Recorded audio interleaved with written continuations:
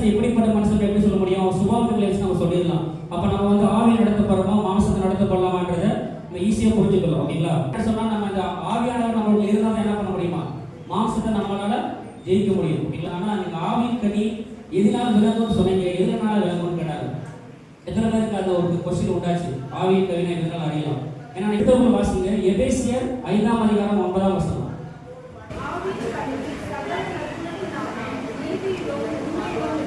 ஆமென். எதை சொல்லிருக்காரு இயேசுவா? ஆவியின் கனி எதனால விளங்குமா? சகல நற்குணத்திலும் நீதியிலும் உண்மையிலும் விளங்கும். ஆவியின் கனி நிறைய இருந்தாலும் கர்த்தராகிய இயேசு கிறிஸ்து சொல்லியிருக்காரு 3 காரியங்கள். உங்களுக்கு நற்குணம் இருந்தா என்ன பண்ணுவீங்க? ஆவியின் கனியை நீங்க கொடுப்பீங்க. செகண்ட், நீதியுள்ள வாழ்க்கை நீங்க வாழணும். மூன்றாவது, உண்மையா இருக்கணும். இந்த மூன்று இதெல்லாம் என்ன பண்ணுமா? நம்ம ஆவிக்குரிய கனிகள் எல்லாம் வாழணும்னு சொல்ல முடியும். ஆவியின் கனிகள் முதலாவது எதுல அடையப்படுமா? நற்குணத்தில் அடையப்படும். ஓகேங்களா? நல்ல காரியங்களை நான் செய்யல காணப்படாத ரூத்துல 3 பத்தி சொல்லப்படுகிறது. முந்தின நற்குணத்தை பார்க்கணும் உங்க பிந்தின நற்குணம் எப்படி இருக்குதா? உத்தமம் சொல்லப்பட்டிருக்கிறது ரூத்துல. 2 தீமோத்தேயு 3:16 சொல்லியிருக்கிறார், வேத வாக்கியங்கள் எல்லாம் தேவ ஆவியினால் ஒருமனப்பட்டு இருக்கிறது. தேவனுடைய மனுஷன் தேறினவனாகவும் எல்லா நற்கிரியை செய்ய தகுதி உள்ளவனாக நம்ம இருக்கணுமா? நம்மளோட வாழ்க்கை எப்படி இருக்கணுமா? நற்கிரியை செய்வதற்கு நம்ம தகுதி உள்ளவர்களாக நம்மளே பார்த்துக்கொள்ளணும். ஓகேங்களா? அடுத்த 2 கொரிந்தியர் 4:16 சொல்லியிருக்கிறார், நம்மளோட புறமான மனுஷனானது எப்படி இருக்கணுமா? உள்ளான மனுஷன் ஒவ்வொரு நாள் புதுப்பிக்கப்படணும். நீ சங்கீதம் 51 படிச்சீங்கன்னா சங்கீதக்காரன் வந்து சொல்லியிருப்பான், அவன் பாவசை நிமித்தமாக ஆண்டவரே சுத்தாவியை நிலைவரை செய்யும் ஆண்டவரே, என்னுடைய காணப்பட்ட பரிசுத்தாவியை எடுத்துக் கொள்ளாதிருக்க ஆண்டவரை சொல்லி அவன் விண்ணப்ப செய்வதை பார்க்க முடியுது. அப்ப என்ன வேதாமத்தில் வந்து பார்த்தீங்கன்னா நற்கிரியில ஒரு 3 பேரை வந்து நான் உங்களுக்கு அடிப்படை காணப்படுறேன். முதலாவது வந்து பார்த்தீங்கன்னா சமாரியன். எல்லா பண்ணாங்க, லேவியன், ஆசாரியன் எல்லாருமே வந்துட்டு அந்த வழிபமாக போன பொழுது அந்த சமாரியன்ற ஒரு பெர்சன் தான் என்ன பண்ணான்? அவனை வந்து ஹெல்ப் பண்ணான். அப்ப அவனுக்கு என்ன காணப்படுச்சு? நற்கிரி இந்த நிமித்தமாக தான் என்ன பண்ணான்னா அவனுக்கு ஹெல்ப் பண்ணான். செகண்ட், அதே மாதிரி சகையை எடுத்துக்கோங்க. சகையை வந்து பார்த்தா டாக்ஸ் கலெக்டர் தான். ஆனா அவனுடைய சிந்தனை என்ன ஆச்சு? இயேசு எப்படிப்பட்டவரோ அப்படின்ற ஒரு நற்கிரி அவங்களுக்கு உண்டான நிமித்தமாக தான் அவன் காட்டுக்கு பதில் ஏறும்போது என்ன பண்ணாரு? இயேசப்பா இறங்குவான்னு சொல்லி அவன் வீட்டுல வந்து குடியிருந்தார். ஓகேங்களா? பெண்ணும் அவர் சொன்னது அதே கதைதான். எல்லாரும் தெரிஞ்சதாங்க. 2 குமாரர்கள் இருந்தாங்க. நல்ல கெட்ட குமாரன், இளைய குமாரன், 2 மூத்தவன். ஓகேங்களா? இதுல கெட்ட குமாரன் என்ன காரியம் செய்யணும் தெரியும். என்ன பண்ணா? தகப்பனுடைய எல்லா காரியங்களையும் அவன் எடுத்துட்டு என்ன பண்ணா? அவன் செலவழிச்சு விட்டான். ஆனா ஒரு புத்தி தெரிஞ்சிச்சு அவனுக்கு. என்ன சொன்னா? தகப்பனை உங்களுக்கு விரோதமாகவும் படத்துக்கு விரோதமாக நான் பாவம் செய்து இந்த உங்களுடைய பிள்ளை என்று சொல்வதற்கு நான் பாத்திரங்களை சொல்ல உங்களுக்கு கூலிக்கால் ஒன்றாக வைத்துக் கொண்டு சொல்லப்படுது. என்ன பண்ணாரு? திரும்பி வந்தார். ஆனா மூத்தவன் என்ன பண்ணா? வீட்டில் தான் இருந்தான். ஆனா அவனுக்கு என்ன இருந்துச்சு? நல்ல குணம் இருந்துச்சா? எல்லாருமே நம்ம பிரசங்கத்தை இருக்கப்ப என்ன சொல்றாங்க? எல்லாரும் இளைய குமாரன் சொல்லுவாங்க, மூத்தவன் விட்டுருவாங்க. ஆனா மூத்தவன் எப்படி இருந்தான்? எல்லாருக்குமே நீங்க அவனை கொடுத்துட்டீங்க அப்படி சொல்ல ஊருக்கும் குணத்தோட காணப்படுறதா பேச அவன் தகப்பனார் சொன்னாரு. அவன் வந்து வந்தா மரித்தா பெருசா திருப்பி வந்துட்டான். ஆனா நீ அப்படி இல்லை, நீ என் கூட தான் இருக்கிற. ஆனா என்னோட எல்லாமே உனக்கு தான் சொல்றாரு. ஆனா அந்த நேரத்தில் என்ன பண்றாங்க? 2 குணங்களை வந்து நான் பார்க்க முடியுது. அப்ப நம்மளுடைய வாழ்க்கை நம்ம எப்படிப்பட்ட வாழ்க்கை காணப்படுவோம்? நற்குணங்கள் இருந்து நம்ம வாழ்க்கையை நம்ம காணப்படும் பொழுது நம்ம என்ன பண்ணுவோம்? ஆவியின் கனிகளும் நம்ம காணப்படுவோம். ஓகேங்களா? நற்குணத்துல நம்ம வந்து ஆவியின் கனிகளை அறியலாம். செகண்ட் வந்து பாத்தீங்கன்னா நீதியில நம்ம வந்து தேவனுடைய நற்கிரிகளை அறியலாம். ஓகேங்களா? நீதி குறித்து நான் வந்து பைபிள்ல வந்து ஆதியாகமத்திலிருந்து வெளிப்படுத்தி வர வாசித்தேன். ஓகேங்களா? மத்தேயுல இருந்து ஒவ்வொரு அதிகாரமும் வாசிக்கிறப்ப வந்து ஒரு சில வசனம் எனக்கு ரொம்ப பிடிச்சிருச்சு. ஓகேங்களா? மத்தேயு 5:6 சொல்லுகிறது, நீதியின் மேல் பசிதாகம் உள்ளவர்கள் எப்படிப்பட்டவர்களாம்? பாக்கியவான்கள். அது மத்தேயு 5ஆம் அதிகாரம் 3ஆவது வசனம். ஆவியில் எளிமை உள்ளவர்கள் பாக்கியவான்கள். ஓகேங்களா?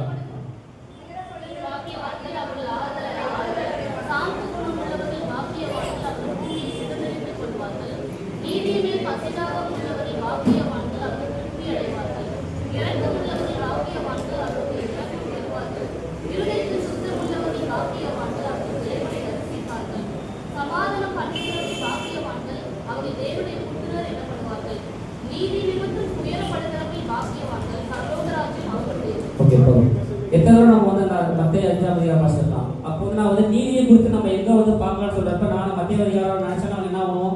நீதி நிமித்தம் பசிதாகம் உள்ளவர்கள் பாக்கியவான்கள் மட்டும் தான் படிச்சிருப்போம். ஆனா நான் கீழே படிக்கிறப்ப பாத்தீங்கன்னா எல்லாருமே பாக்கியவான்கள் சொல்றப்ப இந்த 2 தடவை அவர் சொல்லியிருக்காரு. முதலாவது சொல்லியிருக்காரு நீதியின் மேல் பசிதாகம் உள்ளவர்கள் பாக்கியவான்கள். 10வது சொல்லியிருக்கிறார் நீதி நிமித்தம் துன்பப்படுகிறவர்கள் பாக்கியவான்கள். ஓகேங்களா? அப்ப நீதி சிக்கல் என்ன பண்றாரு? துன்பங்களை நம்ம அணுகிற பொழுது என்ன பண்றாரு? நம்ம பாக்கியவான்களாய் காணப்படுறோம். ஓகேங்களா? 2வது என்ன சொல்றாருன்னா நீதிமொழிகள் 12:20 சொல்லியிருக்கிறது நீதியின் பாதையில தான் என்ன இருக்குதா? ஜீவன் இருக்குது. அந்த பாதையில் என்னது? மரணம் இல்லை. ஓகேங்களா? நீதிமொழிகள் 14:36 சொல்லியிருக்கிறது உங்களுடைய நீதி தான் வந்து ஜனத்தை உயர்த்தும். ஓகேங்களா? அது மாத்திரமல்ல நீதியானது நீதிமன்றங்கள் 10:2 சொல்லியிருக்குது, அவர் மரணத்துக்கு தப்புவிக்கிறதை காணப்படுமா. நம்முடைய வாழ்க்கை காணப்படும் நீதி எதுக்கு தப்புவிக்கிறது? மரணத்திற்கு தப்புவிக்கிறதை காணப்படுகிறது. மேலும் அவர் சொல்லியிருக்கிறாரு, சங்கீதம் 85:10 சொல்லியிருக்கிறாரு, நீதியும் சமாதானமும் ஒன்றே ஒன்றே என்ன பண்ணுமா, சந்திக்கும் பொழுது முத்தம் செய்ய சொல்லப்படுகிறது. ஓகேங்களா? அப்ப தேவனுடைய ராஜ்யத்தில் நம்ம என்ன பண்ணணுமா, நீதியுள்ளவர்களாய் நாம் காணப்பட வேண்டும். ஓகேங்களா? அதுக்கு உதாரணமாக தான் நீங்க இதை எடுத்து படிங்க. ஒரே ஒன்று சொல்லணும். எசேக்கியேல் 18ஆம் அதிகாரம் 20ஆம் வசனம். எசேக்கியேல் 18:20. பாவம் செய்கிற ஆத்மத்தாகும்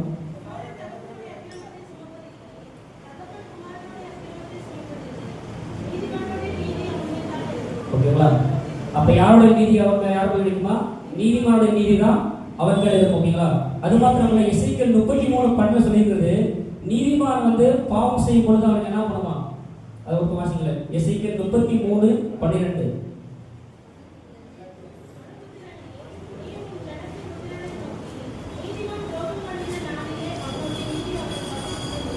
தப்பிப்பதில்லை.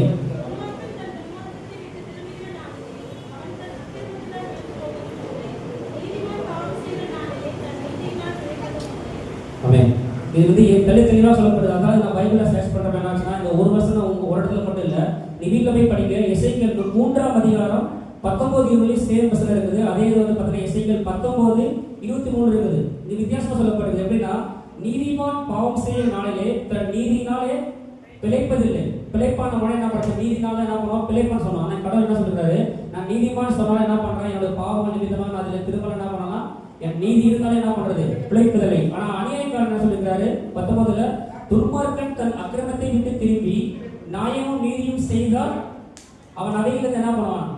பிழைப்பான். ஆனா எதுல நம்ம சிந்திக்க வேணும், நான் நீதிமான் நம்ம இது பெருமை பாராட்டுதல் இல்லை. கர்த்தருடைய வருகிற போது என்ன பண்ணுவாங்க? ஒருத்தவங்க எடுத்துக்கொள்ளப்படுவாங்க, ஒருத்தவங்க கைவிடப்படுவாங்க. அப்ப என்ன பண்றாங்க? இயேசு தெளிவாக சொல்றாரு, நான் நீதிமான் பாவம் செய்யினாலே தன் நீதியை பிழைப்பதும் இல்லை, துன்மார்க்கன் தன் அக்கிரமத்தை விட்டு திரும்புற பொழுது என்ன பண்ணுவானா? அவர் பிழைப்பதான் நான். அதாவது ஒன்று வளங்கள் பேசக்கொள்ள தன் பாவங்களை மறைக்கிற வாழ்வடைய மாட்டான், அவள் அறிக்கை விட்டு இறக்க பெறுவான். ஓகேங்களா? அப்படி எல்லாம் நம்ம என்ன தெரிஞ்சுக்கணும், நீதி மிக மிக முக்கியம். தேவனுக்கு பயப்படுகிற நீதி நம்மளுக்கு இருக்கும் பொழுதுதான் நம்ம சொல்லிருக்க முடியும். ரோமர் 6ஆம் அதிகாரம் 18ஆம் வசனத்தை யாராவது வாசிக்கலாம். உங்கள் பாவத்திலிருந்து நீங்கள் விடுதலையாக்கப்பட்டு எதுக்கு நம்ம அடிமையாகுமா? நீதிக்கு. இந்த உலகத்துல எல்லாருமே சொல்றாங்க, நான் ஒவ்வொருக்கு நான் அடிமையா இருக்கேன்னு சொல்லி. யாராவது சொல்லலாமா நான் நீதிக்கு அடிமையா இருக்கேன்னு சொல்ல முடியுமா? ஆனா பைபிள் என்ன சொல்லிருக்குது, நீங்கள் நீதிக்கு அடிமையானீர்கள், உங்கள் மாம்ச பலவீனத்தின் நிமித்தம் மனுஷர் பேசுகிற பிரகாரமாக பேசுகிறேன், அக்கிரமத்தை நடப்பிக்கும்படி முன்னே உங்கள் அவயங்களை அசுத்தத்திற்கும் அக்கிரமத்திற்கும் அடிமையாக ஒப்புக் கொடுத்தது போல இப்பொழுது பரிசுத்தமானதை நடப்பிக்கும்படி உங்கள் அவயங்களை எதுக்கு ஒப்புக் கொடுக்கணுமா? நீதிக்கு அடிமையாக ஒப்புக் கொடுக்கும் பொழுது நமக்கு என்ன பண்ணலாம்? அந்த வசனத்தின் கடைசி சொல்லப்பட்டிருக்கிறது, இயேசு கிறிஸ்துவினால் உண்டாகும் நித்திய ஜீவன். இப்ப நம்ம காரியங்கள் என்ன பண்ண, நம்ம அவைகள் எல்லாவற்றையும் நீதிக்கு ஒப்புக் கொடுக்கும் பொழுதுதான் நம்ம நித்திய ஜீவனை அவர் கொடுக்கிற தேவனாய் காணப்படுகிறார். நீதிக்கு முதலாவது நான் நற்குணத்துக்கு எக்ஸாம்பிள் நம்ம கெட்டகுமாரனை பார்த்தோம். நீதிக்கு பெஸ்ட் எக்ஸாம்பிள் எதை சொல்லலாம்னா, எடுத்தவங்க வாசிங்க. லூக்கா 18ஆம் அதிகாரம் 10ஆம் வசனம். நாங்க 2 பேரும் ஜெபம் பண்ண போறாங்க தேவாலயத்துல. யார் யாரோட ஜெபங்கள் ஏற்றுக்கொள்ளப்படுது? பரிசேயனா ஆயக்காரனா? ஆயக்காரன். ஓகேங்களா? அதாவது 11ஆம் வசனத்துல சொல்லப்பட்டிருக்கிறது. எப்படி சொல்றாங்க? பரிசேயன் நின்று, தேவனே, நான் பரிகாரர், அநியாயக்காரர், விபச்சாரக்காரராகிய இந்த மனுஷரை போல இந்த ஆயக்காரனை போலவும் இராதபடிக்கு உம்மை ஸ்தோத்தரிக்கிறேன். ஆனா ஆயக்காரன் எப்படி சொல்றாங்க? தூரத்துல நின்று தன் கண்களை கூட வானத்திற்கு எடுக்க துணியாமல் தன் மார்பிலை அடித்துக் கொண்டு, தேவனை பாவியாக என்று திரும்பியார் என்று சொல்லி என்ன பண்ண, தன் தாழ்த்தினான். ஓகேங்களா? அப்ப இயேசு என்ன சொல்றாரு? 14ஆம் வசனம் சொல்லப்பட்டிருக்குது, அவன் அல்ல இவனே நீதிமானாக்கப்பட்டவனை தன் வீட்டுக்கு திரும்பி போனான் என்று உங்களுக்கு சொல்லுகிறேன். அப்ப நம்முடைய ஜெபம் எப்படிப்பட்ட ஜெபமா காணப்படணுமா? நீதியுள்ளதை காணப்படும். நம்ம மற்றவங்களை என்ன பண்ணணுமா? கம்பேர் பண்ணவே கூடாது. இப்படி ஜெபம் பண்றாங்க, ஆண்டவர் அப்படி இருக்கிறாங்க. நம்முடைய செயல்ல என்ன பண்ணணும்? முன்னாடி ஒரு வசனம் படிச்சோம்ல, நீதிமானுடைய நீதி யார் மேல இருக்கும்? நம்ம மேலதான் இருக்கு. நம்ம ஒவ்வொருத்தருக்கும் ஒவ்வொரு நீதி இருக்குது. எதுக்கா பாத்தீங்கன்னா, நீங்க கோர்ட்டு போனா என்ன பண்றாங்க? ஒரு தராசு வச்சிருக்காங்க. பாத்தீங்களா? எதுக்கு தராசு வச்சிருக்காங்க? என்ன ரீசன்? ஜட்ஜ்மெண்ட் என்ன பண்ணுமா? சமநிலைமை இருக்கணும். அது இங்கிட்ட என்ன பண்ணா, காசு கொடுத்தா ஒரு சைடு பேசுற மாதிரி இருக்கக்கூடாது. அதான் நம்முடைய தேவன் எப்படிப்பட்ட வேற சொல்லப்பட்டிருக்கிறது. ஓகேங்களா? நீதிமொழிகள் 8:18 சொல்லியிருக்கிறார், அவரிடத்துல தான் என்ன பண்றார், நிலைப்பொருளாகி நீதி வந்து அவர்கள் காணப்படுதான். நீதிமொழிகள் 8:18 சொல்றார், நிலைப்பொருளாகி நீதி இடத்தில் உள்ளது. ஏசாயா 11:5 சொல்றாரு, என்ன சொல்றாருன்னா, நீதி அவருக்கு என்ன பண்ணலாம், அரைக்கட்டுன்னு சொல்றாரு. நீதி வந்து அவர் அரைக்கட்டா சொல்றாரு. ஏசாயா 30:18 சொல்றார், அவர் தான் நீதி செய்கிற தேவன். ஏசாயா 45:21 ஓகேங்களா, அதுல வந்து புலம்பல் 1:10 சொல்லியிருக்கிறது, அவர் நீதிபரன்னு சொல்லப்படுறது. ஓகேங்களா, அப்ப நீதி செய்கிறவர் யாரு, நம்ம கர்த்தர் மட்டும் தான். இப்ப நம்ம கோர்ட்டுக்கு போனா யார் நீதிபதி, ஜட்ஜி தான் சொல்றோம். அதே மாதிரி நம்மளோட வாழ்க்கையில இந்த ஆளுநர் என்ன பண்றாங்கன்னா, இயேசு கிறிஸ்து என்ன பண்றாரு, நீதிபரா இருக்காரு. அது என்ன சொல்றாருன்னா, ஏசாயா 45:24 சொல்றாரு, கர்த்தரிடத்தில் மாத்திரம் நீதியும் இருக்குதா, வல்லமையும் இருக்குதா. வேற யாருக்கிட்ட நீதி சொல்ல முடியாது. இந்த உலகத்துல யாராச்சும் நான் நீதிமான் சொல்ல முடியுமா, நீதி இருக்குன்னு இப்ப சொல்லுவோம். படிச்சு சூழ்நிலை தான் என்ன பண்ண, நம்ம நீதி விட்டு பிழைக்கிறோம். அதுதான் நான் முன்னாடி எக்ஸாம்பிள் சொன்னேன். நீதிமானுடைய வாழ்க்கை என்ன பண்ணுவோம், பிழைக்காது. ஆனா அநியாயக்காரன் என்ன பண்ணுவான்னா, மனவோட தப்பிதங்களை ஒப்புவிக்க பொழுது என்ன பண்ணுவான், அவனுடைய நீதி அவன் வந்து பிழைக்கிறவனாய் காணப்படுவான். ஓகேவா, அப்ப இயேசு கிறிஸ்து எப்படிப்பட்டவராக காணப்படுகிறார், நீதிமானாய் காணப்படுறார். அப்ப ஆவிக்குரிய நம்ம ரெண்டாவது எதுல அடைகிறோம், நம்ம நீதியில இருக்கோம். கடைசியா ஒரே ஒரு வருஷம் சொல்லப்படுகிறது, ஆவியின் கனி உண்மையிலே விளங்கும். இந்த உண்மை நம்முடைய வாழ்க்கையில் இருக்குதா, உண்மை வாழ்க்கை காணப்படலாம். எடுத்த வாசிக்க நீதிமொழிகள் 28:20. நீதிமொழிகள் 28:20 ஒரு வருஷம் சொல்லப்பட்டிருக்கு, உண்மையுள்ள மனுஷன் பரிபூர்ண ஆசீர்வாதம் பெறுவான். ஏசமா என்ன சொல்றாரு, உண்மையுள்ள மனுஷன் தான் என்ன பண்ணுவானா, பரிபூர்ண ஆசீர்வாதம் பெறுவான். பொய் சொன்னா நம்ம ஆசீர்வாதம் பண்ணலாமா, பெறலாமே. இப்ப கோர்ட்டு போட என்ன பண்ணா, பொய் சாட்சி சொன்னா என்ன பண்ணா, காசு கொடுக்குறாங்க. ஆனா அது நிரந்தரமா இருக்குமா, இருக்காது.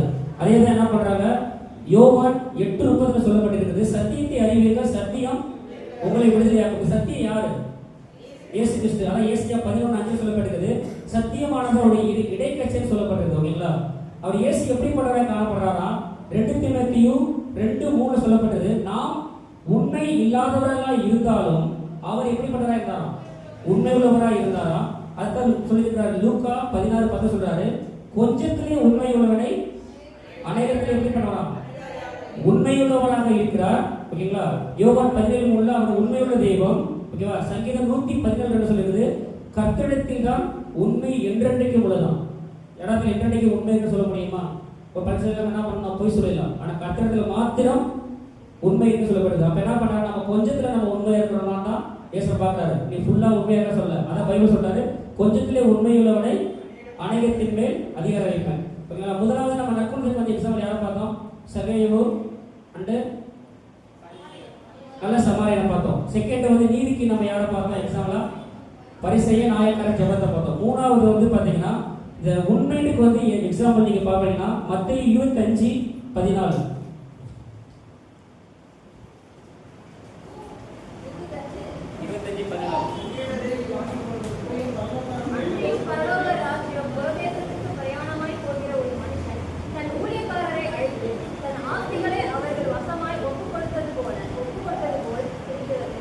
ஓகே, 15 வருஷம் 15 அவன் நம்முடைய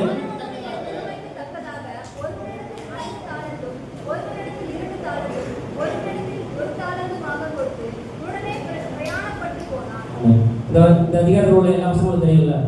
ஒரு எஜமான் என்ன பண்றாருன்னா, பலராஜத்துல பிரவேசிக்க போகிற மனுஷன் தன் ஊழியக்காரர்களுக்கு என்னன்னா அழைச்சி என்ன பண்றாரு, ஒரு இடத்துல 5 தாளந்து, ஒரு இடத்துல 2 தாளந்து, ஒரு இடத்துல 1 தாளந்து கொடுக்குறாரு. அப்ப அந்த 16 வருஷம் சொல்லப்பட்டிருக்கிறது, 5 தாளந்தை வாங்கியவன் அதை கொண்டு போய் வியாபாரம் பண்ணி வேறு 5 தாளந்தை சம்பாதித்தான். அதே போலதான் 2 தாளந்து வாங்க என்ன பண்ணா, மீதி 2 தாளந்து சம்பாதித்தான். ஆனா 1 தாளந்து வாங்க என்ன பண்றான், நிலத்திலே தோண்டி எஜமானுடைய பணத்தை என்ன பண்ணான், புதைச்சி வச்சுட்டான். அதே போல நம்மளுடைய வாழ்க்கையில ஏசப்பா என்ன பண்றாரு, நிறைய தாளந்து கொடுத்துருக்காரு. கட்டுதானே, பேசுவதே ஒரு தாளந்து தான், நம்ம நடக்கிறதே ஒரு தாளந்து தான். ஏசப்பா நடக்கிறதுனா சும்மா நடக்கிறது இல்லை, கைப்பற்றி கொடுத்த கேஷ் கொடுக்க பார்த்தீங்களா, அது போல ஒரு தாளந்து தான். ஓகேங்களா, அவர்கிட்ட நம்ம எதை செய்யறாருமே என்ன பண்ணாரு, ஒரு தாளந்து. இந்த உலகத்துல பிறந்த யாருக்குமே தாளந்து இல்லைன்னு சொல்லணும். கட்டுதானே, ஒருத்தர் நல்லா படம் வரைவாங்க, ஒருத்தர் நல்லா டான்ஸ் ஆடுவாங்க, ஒருத்தர் வந்து கம்பேர் பண்ணுவாங்க, ஒருத்தர் மைசெட் வந்து செட் பண்ணலாம், ஒருத்தர் கீபோர்ட் வாசிக்கலாம். ஏன்னா ஒவ்வொருத்துக்கும் தாளம் என்ன பண்ணிருக்காரு, ஒவ்வொரு தாளத்தை கொடுத்துருக்காரு. அந்த தாளம் நம்ம பயன்படுத்தல என்ன பண்ணுவாரு ஏசப்பா, அதான் என்ன பண்றாருன்னா 21 வசனம், அவருடைய எஜமானன் அவனை நோக்கி, நல்லது உத்தமமும் உண்மையுள்ள ஊழியக்காரனே, கொஞ்சத்திலே உண்மையாக இருந்தாய், அனைவரின் மூலம் எப்படியா வைப்பாராம், அதிகாரியாக வைப்பேன். அதே மாதிரி 2 தாளந்து வாங்கினாங்க, அதே சொன்னாரு, நல்லது உத்தம உண்மை உள்ள ஊழியக்காரனே, கொஞ்சத்திலே உண்மையாக இருந்தால் உன்னை அநேகத்தில் எழுதி வைப்பேன். ஆனா கடைசியா சொல்றாரு 1 வாங்க பார்த்து, நீ விதைக்காத இடத்தில் அறுக்கிறவரும் தெளிக்காத இடத்தில் சேர்க்கிறவராய் கடினமுள்ள மனுஷன் என்று அறிவேன். ஆகையால் நான் பயந்து போய் உங்கள் தாளத்தை நிலத்திலே போய் வைத்தேன், இதோ உம்முடையதை வாங்கி கொள்ளும் என்றான். ஏசப்பா கொஞ்சம் திருப்பி அவர் கொடுக்க முடியுமா தாளத்தை? ஆனால் எப்படி இவருக்கு கடிச்சு பாருங்க, நான் அதை வாசிக்கிறப்ப அதை யோசித்து பார்த்தேன். அவர் சொல்ற பாருங்க, ஆகையால் நான் பயந்து போய் உங்கள் தாளத்தை நிலத்திலே பொய்த்து வைத்தேன், இதோ உம்முடையதை வாங்கி கொள்ளும் என்று சொன்னான். முன்னாடி என்ன சொன்னாங்க, ஆனால் இதை கொடுத்தீங்க, நான் இதுலேருந்து சம்பாதிச்ச ஆண்டவரே அப்படின்னு சொல்றாங்க. இவன் கூட வித்தியாசம் என்ன சொல்றான், நீ கொடுத்ததை வாங்கிக்கோங்க ஆண்டவர் சொல்றான். அப்ப கொடுக்குறப்ப என்ன பண்ணுவாரு ஏசப்பா, மனவாந்து கொடுக்குறேன்னா நம்ம தேவன் வந்து எப்படிப்பட்டவங்க சம்பூர்ணமாய் கொடுக்குறோம். யாவருக்கும் அவர் வந்து ஒரு ஆளுக்கு 10% 20% கொடுக்கல, பரிபூர்ணம் என்ன சொல்றது 100% கொடுக்குறது தான் இருக்காரு. ஆனா இப்ப சொல்றாரு, அவருடைய எஜமான் பிரதியுத்தமாக பொருளாதாரமும் சோம்பலுமான ஊழியக்காரனே, முன்னாடி அவங்க சொன்னாரு கொஞ்சம் உண்மையுள்ள ஊழியக்காரன் சொன்னாரு. இவனை பார்த்து என்ன சொல்லிட்டாரு, நீ சோம்பலும் உள்ள ஊழியக்காரனே, நான் விதைக்காத இடத்தில் அறுக்கிறவன் என்றும் தெளிக்காத இடத்தில் சேர்க்க வேண்டும் அறிந்திருக்கிறாயே, அப்படியே நீ என் பணத்தை காசுக்கார வதத்தில் போட்டு வைக்க வேண்டியதாக இருந்தது, அப்படி நான் வந்து என்னுடைய வட்டியோட வாங்கிக் கொள்வேன். அப்ப என்ன பண்ற ஏசப்பா, நீ போடு, நான் திருப்பி என்ன வந்தேன் வட்டியோட வாங்கிக்கொள்ள சொல்லிட்டு அவனிடத்தில் இருக்கிற தாளத்தை எடுத்து 10 தாளங்களோடு கொடுத்தாராமா. நான் தான் யோசிச்சு பார்த்தேன், 5 தாளத்துக்கு ப்ரிப்பேர் பண்ணான், 2 2 1 வந்துச்சு. ஆனா ஏசப்பா என்ன சொல்றாங்க, 28ஆம் வசனத்துல ஒரு கொஸ்டினாவே இருக்குது, அவனிடத்தில் இருந்த தாளத்தை எடுத்து 10 தாளங்களோடு கொடுத்தாராம். அப்ப நம்ம இதெல்லாம் நம்ம என்ன கட்டோம், ஆவின் கனி இதெல்லாம் நம்ம அறியலாமா? முதலாவது நற்குணத்திலும் நம்ம வந்து ஆவின் கனியில் அறியலாம், செகண்ட் நீதியில வந்து நம்ம ஆவின் கனியில், மூன்றாவது நிலையில நம்ம அறியலாமா உண்மை. ஓகேங்களா? அப்ப 3 காரியங்கள் வந்து ஒரு எக்ஸாம்பிள் சொல்றோம். முதலாவது நல்ல சமாரியம், செகண்ட் வந்து பாத்தீங்கன்னா ஜெபம் பண்றது, நம்ம நீதியுள்ள ஜெபமாய் காணப்படுவோம். மூன்றாவது அவர் நம்ம கொடுக்கப்பட்ட தாளத்தை என்ன பண்ணணுமா, நம்ம பயன்படுத்தணும். நம்ம பயன்படுத்தும் பொழுது இந்த ஆவின் கனிகள் நம்முடைய வாழ்க்கை என்ன பண்ணுமா, கிரிகை நடைபெறவே காணப்படும். இந்த கனிகள் நம்ம வாழ்க்கை கிரிகை நடைபெறனா இந்த 3மே நம்ம வந்து ஃபாலோ பண்ணணும். நற்கனி உள்ளவர்களாக காணப்படணும், நீதி சிறுவர்களாக காணப்படணும், உண்மை உள்ளாக காணப்படணும். அதுக்கு ஏசப்பா சொல்லியிருக்காரு, சத்தியம் பண்ணக்கூடாது சொல்லியிருக்காரு.